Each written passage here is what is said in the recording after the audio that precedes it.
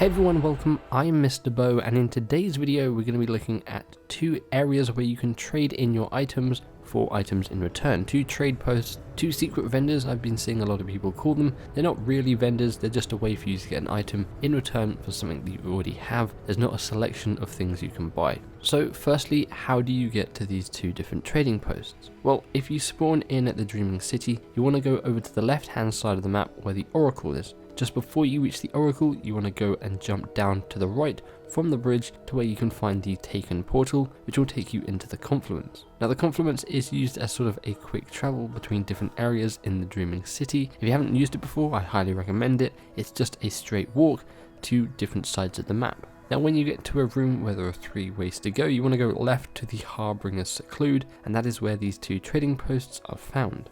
Now once you're out the portal, you'll be in a big room with a Taken wizard in it. Now this Taken wizard is a pretty powerful wizard. If you're not over 5'10", I don't believe you'll be able to do any damage to this wizard, so you might want to go around the edges of the room and try and avoid it as best as you can. Now at the back there's a door on the left and a door on the right, and each one contains a skull in which you can trade with. You have Huginn and you have Muninn. Now apparently these are birds in Norse mythology, though I've seen a lot of people saying these probably are going to be Ahamkara skulls. I'm not entirely sure about that. I'm sure we'll find out maybe in the next week or so if these are indeed skulls of an Ahamkara. But moving on, you can walk up to these skulls, and if you have enough of the right material, it'll allow you to trade with them. If not, it will say they ignore you.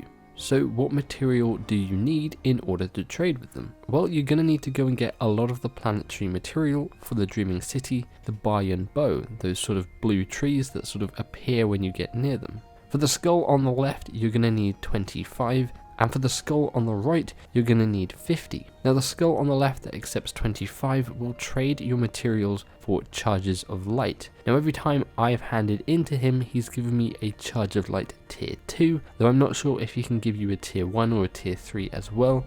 But again, every time I did it, a tier 2. Now that's going to be pretty useful if you have yet to get your second super yet, because obviously you can get a seed which is needed to unlock your second super through doing the tier 2 blind well. Now the skull on the right will accept 50 of these planetary materials in return for a Tincture of Queensfoil. Now obviously the Tincture of Queensfoil is going to be pretty useful because it allows you to see things in the Ascendant realm and secrets in the Dreaming City. For instance, if you are Ascendant, then you can find lots of different platforms around the Dreaming City which will take you up to a chest. There's one in the Garden District just on this bridge. You can jump up to it and there's a chest above it. There's one in the confluence, there's one in the Harbinger's Seclude, there's one up above where Petra is. There's plenty of them hidden around. I won't go over all of them because they're pretty fun to find for yourself. Now we don't know if we're going to be needing the Tincture of Foil for more things. Obviously as the weeks go by, the Dreaming City is going to become more and more taken.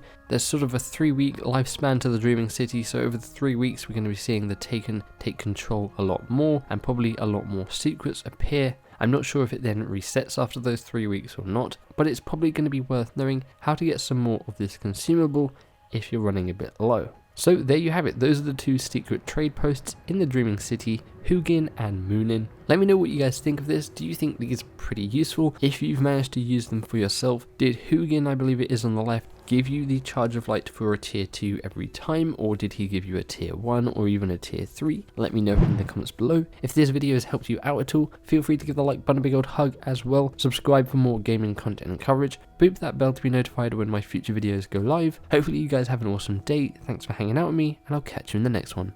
Bye bye.